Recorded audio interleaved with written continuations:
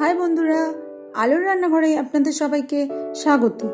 পিঠে পুলি ছাড়া শীতকাল অসম্পূর্ণ, তাই আজকের পর্বে আমি দেখাবো 2 রকমের পুরসহ পুলি পিঠে। তো চলুন ভিডিওটি স্কিপ না করে পুরোটা দেখতে থাকুন। কত সহজেই এই পুর পিঠে বাড়িতে বানিয়ে নেওয়া যায়। আমি এখানে ফুলকপির পুরটা প্রথমে করে নিচ্ছি। প্রথমে কড়ার মধ্যে তেল দিয়ে দিলাম।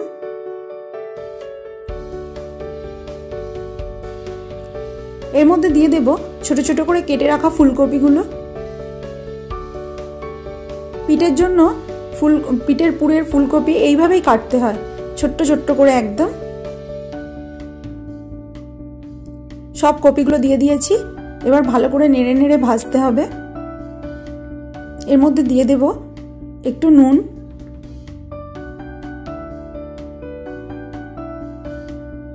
আমি ফুলকপিগুলো এখানে হাই আঁচেই ভেজে নিচ্ছি, কারণ হাই আঁচে না ভাজলে ফুলকপি থেকে জল বেরিয়ে যায়।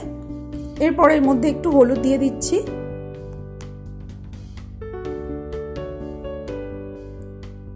এবারে ভালো করে নেড়ে চেড়ে ভেজে নিচ্ছি ফুলকপিগুলো।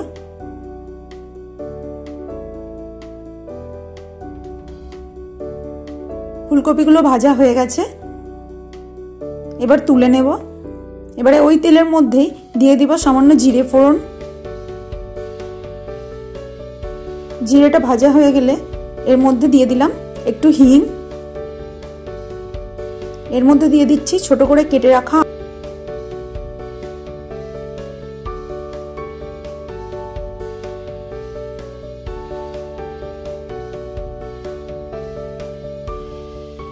এর মধ্যে দিয়ে দেব সামান্য নুন। এবারে ভালো করে নেড়ে আলুগুলোও ভেজে নেব লাল লাল করে।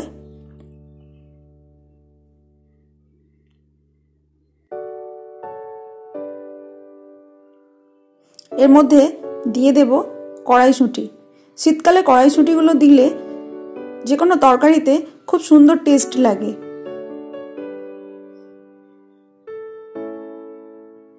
কড়াইশুঁটিটা কিন্তু অপশনাল, আপনারা দিতেও পারেন নাও পারেন, কিন্তু আমি দিই। পার্সোনালি আমার এটা খুবই ভালো লাগে।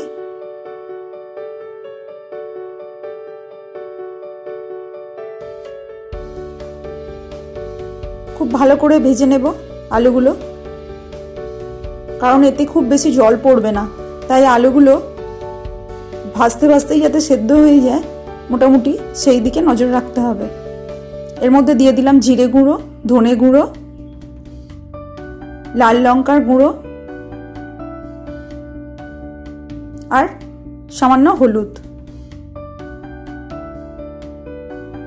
আবারও ভালো করে আলুগুলো মশলাটার সাথে কষিয়ে নিচ্ছি।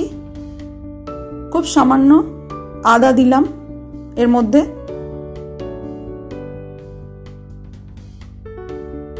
নিরামিষ তরকারি যেহেতু একটু আদা দিলে ফ্লেভারটা খুব ভালো আসে। এর মধ্যে দিয়ে দেব সামান্য একটু জল।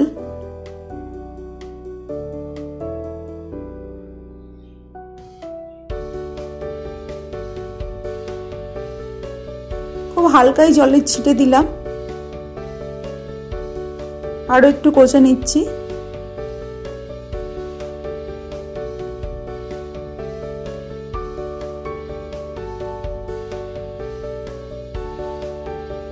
দেখুন মোটামুটি কষা হয়ে গেছে। এবারে এর মধ্যে আরো একটু জল দিলাম,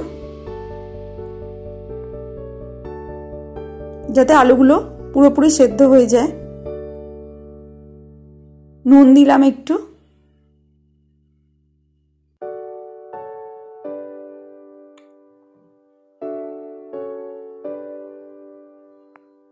আলুগুলো মোটামুটি সেদ্ধ হয়ে গেছে। এই পর্যায়ে এর মধ্যে দেব ভেজে রাখা কপিগুলো।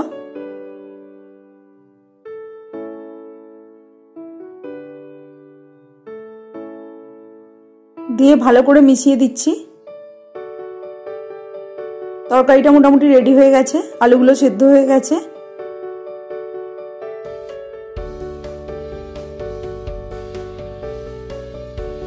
আর কিচ্ছু দেওয়া লাগবে না, পিঠের পুর একদম রেডি। এরকম শুকনো শুকনো তরকারিটা করতে হবে। দেখুন জলটা একদম মেরে নিয়েছি। একদম শুকনো হবে তরকারিটা। এরকম কড়ার গা থেকে দেখুন কেমন ছেড়ে যাচ্ছে। এরপরে নারকেলের পুরটা বানিয়ে নিচ্ছি। নারকেল আমি আগে থেকেই কুড়ে রেখেছিলাম। এবারে এর মধ্যে দিয়ে দিলাম নলেন গুড়। খুব ভালো করে নারকেল আর গুড়টা পাক দিয়ে নিতে হবে।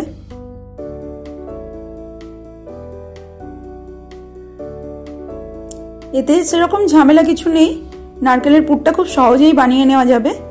শুধু গুড় আর নারকেল এই দুটো উপাদান থাকলে খুব সহজেই বানিয়ে নেওয়া যায়।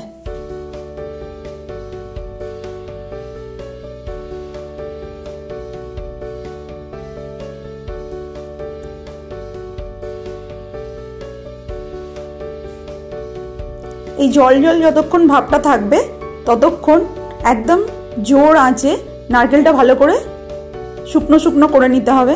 দেখুন জলটা সবটা মরে গেছে।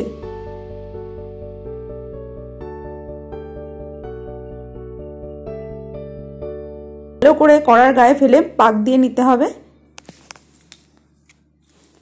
নারকেলের পুরটা রেডি হয়ে গেছে। এদিকে আমি নিয়ে নিলাম থালার মধ্যে চালের গুঁড়ো।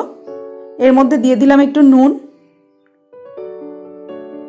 এবারে এর মধ্যে দেব একদম টকবক করে ফোটা গরম জল।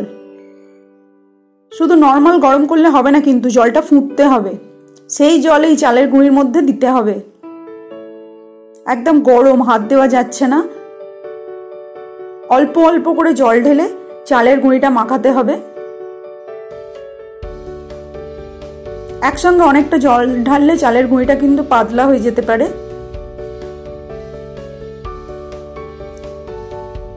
একদম অল্প অল্প করে দেখুন এইভাবে আমি অল্প অল্প করে জল ঢেলে মেখে নিচ্ছি। ময়দা মাখার মতো করে একটা স্মুথ ডো তৈরি করতে হবে। এভাবে থেসে থেসে মেখে নিতে হবে।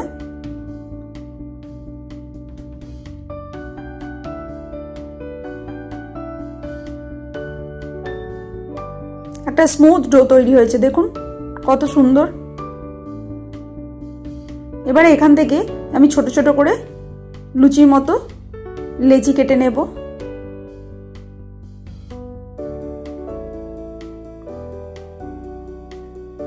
এবার ভালো করে এগুলোকে গোল গোল করে এরকম পাতলা করে একটা খোল তৈরি করতে হবে। পিঠের খোলটা যত পাতলা হয় তত কিন্তু পিঠে খেতে ভালো হয়। দেখুন কত পাতলা করে একটা খোল তৈরি হয়ে গেছে। এই খোলটার মধ্যে বেশ ভালো করে পুর দিয়ে পিঠে করলে পিঠেগুলো খুব ভালো খেতে হয়। মোটা মোটা পিঠে করলে কিন্তু খেতে ভালো হবে না। খোলটা যতটা পাতলা হবে ততটাই পিঠেটা সুস্বাদু খেতে হয়। এবারে ভালো করে মুখটা মুড়ে দিচ্ছি। চেপে চেপে একটু মুখটা মুড়তে হবে ভালো করে, যাতে খুলে না যায়। এভাবে চেপে চেপে মুড়ে দিচ্ছি।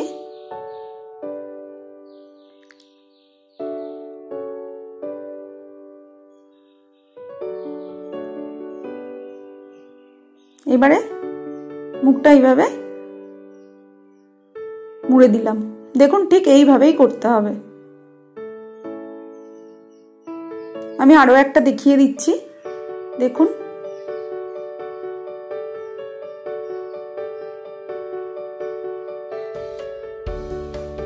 খুব ধৈর্য ধরে এই খোলটা তৈরি করতে হয়, তাড়াহুড়োর কাজ একদমই না। দেখুন কত সুন্দর বাটিটা তৈরি হয়েছে, দেখুন তো একদম সুন্দর খোল তৈরি হয়েছে। এইভাবে এর মধ্যে পুরটা দিয়ে দিলাম।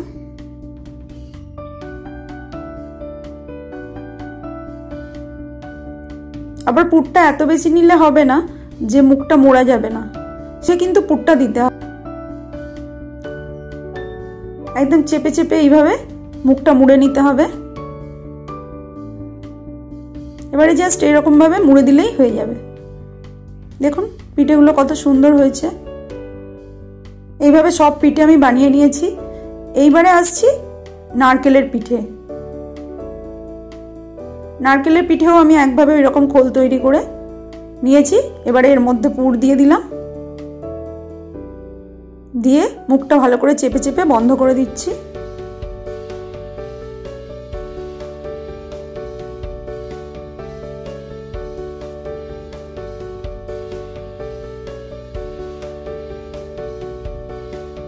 আরো একটা দেখিয়ে দিচ্ছি।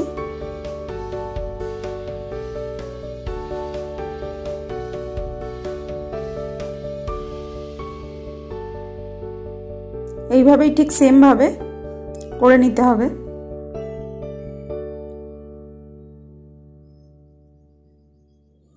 এবারে মুখটা মুড়ে নিচ্ছি। এইভাবে সব পিঠেগুলো আমি রেডি করে নিয়েছি। এইবারে একটা ডেচকির মধ্যে এরকম জল ফুটছে, দেখুন। এর মধ্যে আমি পিঠেগুলো এবারে সেদ্ধ করতে দেব। এই ঝাঁঝরি নিয়ে নিয়েছি, এর মধ্যে পিঠেগুলো দিয়ে দিচ্ছি।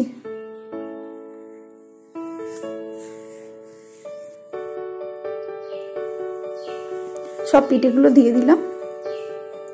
এবারে ঢাকা দিয়ে দেব।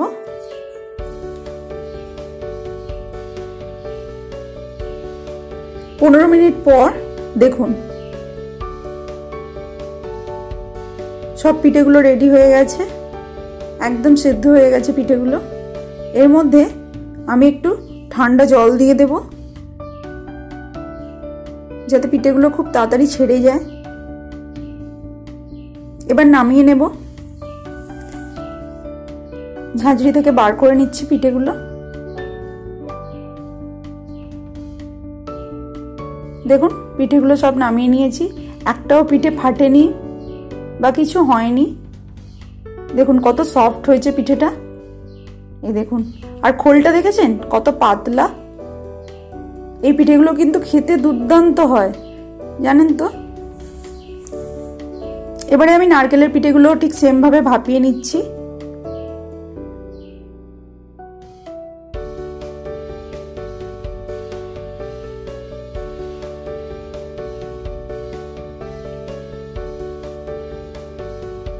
আবারও চাপা দিয়ে দিলাম।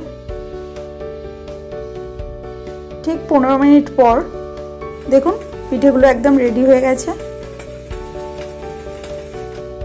এটাও একটা ভেঙে দেখিয়ে দিচ্ছি।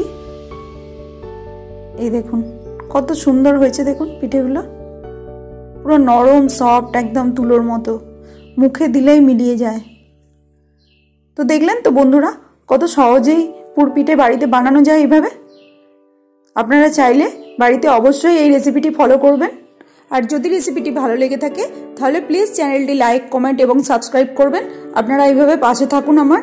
আবার দেখা হচ্ছে পরবর্তী কোনো ভিডিও নিয়ে। ততক্ষণ টাটা, ভালো থাকবেন, সুস্থ থাকবেন আর এইভাবে আমার পাশে থাকবেন। টাটা।